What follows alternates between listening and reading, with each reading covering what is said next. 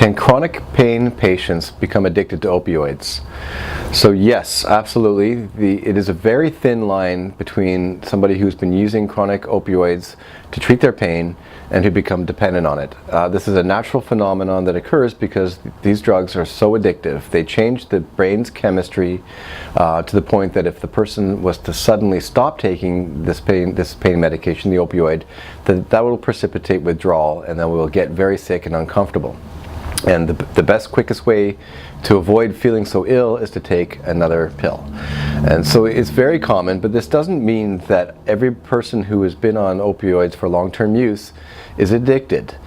They may be dependent, like their body is dependent on it, but it doesn't mean that they're addicted. Addiction itself, or substance misuse, really implies a whole host of other things, more in addition to the dependency. It's the interference in their life in this situation. It's they are no longer coping well, or they're relying on their drug as a crutch. They're treating themselves for emotional pain with the opioid. They're lying, they're deceiving. Those are signs of a full-blown addiction as opposed to just a simple dependency. So that being said, it is important though for somebody who's been on long-term opioid use to try to wean down. This has been the latest suggestion. That's the healthiest thing to do.